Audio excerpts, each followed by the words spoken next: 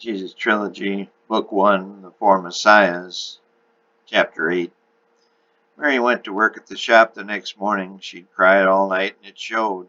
"What happened to you?" Lavinia asked her. "Nothing." "Right. You look like you lost your last boyfriend and all your money in one night," Lavinia said. Mary was silent, but she could not argue the point. Truer words were never spoken, she thought.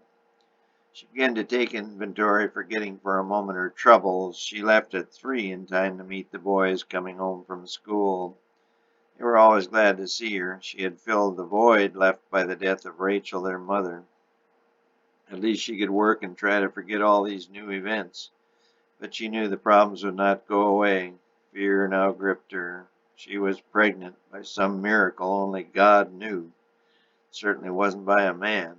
That's what everyone would surmise once this awful secret was out. Joseph was working in the back while Rachel played and kept Mary company with her non-stop baby lingo. Mary got supper cooked, put it on the table, and told Rachel to fetch her dad. The boys ran in together. "I'm starved. What's for supper?" Jed said a little too loudly. "Yeah, what's for supper, Mom?" Josh asked. Mary gave him a look that could kill, and he quietly sat down. Joseph popped in his head and said, "Be right there. I'll just wash up quick." "Hurry, Daddy," Rachel crowed. He came back in 30 seconds, sat down, and they joined hands in prayer. "Dear God, bless this food, this house, and all our loved ones. Amen," Joseph finished. "And God bless Darian," Rachel added. Darian was her little classmate, very ill with a serious blood disease for which no cure was available, according to Dr. Luke. Joseph knew he was correct. "Good roast, Mary," Joseph said. "Yeah, this is good," Jed said as he reached for more. "Easy, son. Mary has to eat, too." "No, you go ahead. I'm not hungry," Mary said. Joseph understood and didn't press it. Mary was grateful. She knew she looked awful. She and Joseph did have some unspoken understandings at times. "What's wrong with that?" she thought. "Mary, I have to go back to Barnabas again. Are you free to stay? I fear I'll be gone the night. You have to take it slow. My wagon ain't what it used to be." "Yes, I can stay, but I must leave by 8. I'll come back early before sunup." "Okay." With that he got up, and as he left he reminded her, "Be thinking about what I said. Barr needs to know by Monday." "Okay."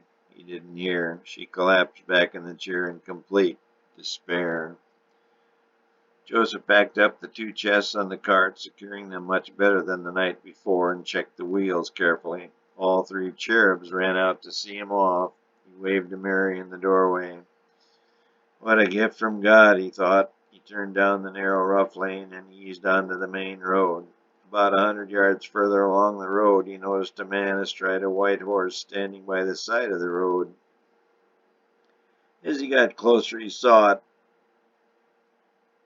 and it was none other than the little Colonel Hazen.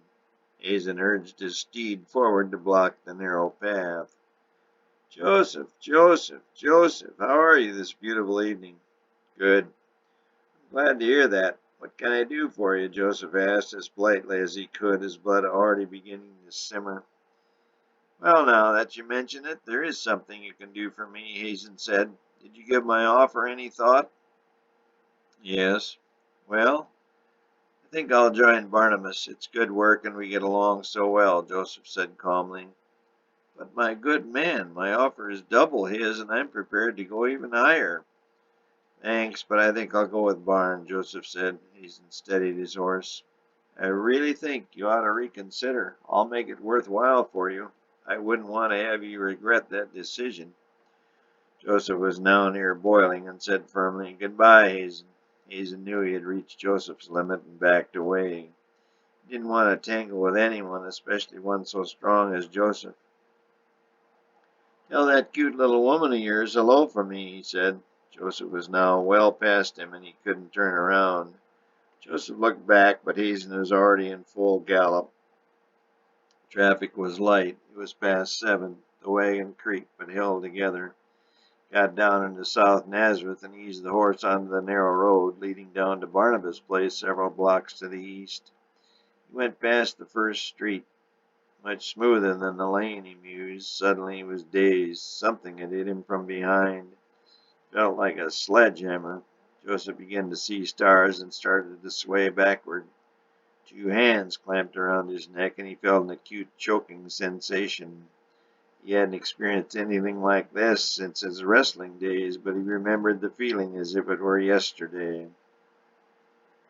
He knew instinctively what to do. He raised a hand to grab at his assailant's head, but abruptly felt an awful pain in his groin. There seemed to be two of them on the attack, but Joseph and his assailants all knew that Joseph was not someone you wanted mad at you.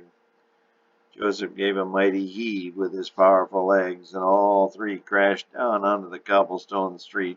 Unfortunately for Joseph, Shimei, with his huge bulk, was the top man on the pile. He pinned Joseph to the mat, rather the street. But even more unfortunate was the bottom man on the pile. Barrick was crushed under nearly 600 pounds of body.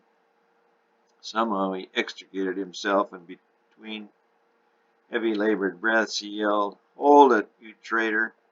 Joseph couldn't do much else. Shimei's 300 pounds were draped over him, and Shimei had him in a figure four leg lock. The three held their positions for a minute. "I hear you want to join Hazen's crew," Barrick said. "Think you got it wrong, Shorty," Joseph said. Barrick was even shorter than Hazen, but he had a similar ego. "We'll see about that." He drew his knife from its scabbard and walked over to the wagon. "Nice chest," he said, rubbing his hand on the fine wood surface. "Looks like a little scratch on this one. Too bad." He made a deep gouge on the shimmering face with his knife.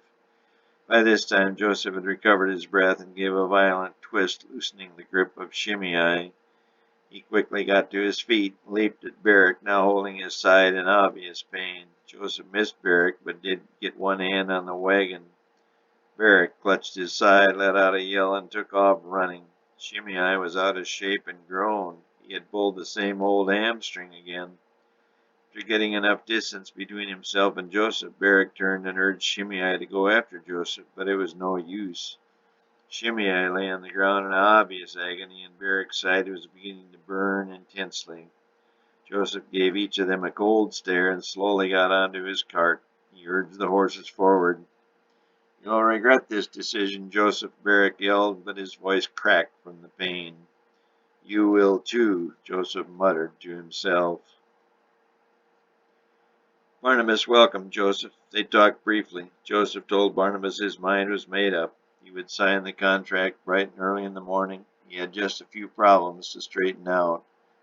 "Don't worry about it. I want you here. A few days won't matter, and don't you worry about that cabinet. My customer can wait a week or two," Barnabas said.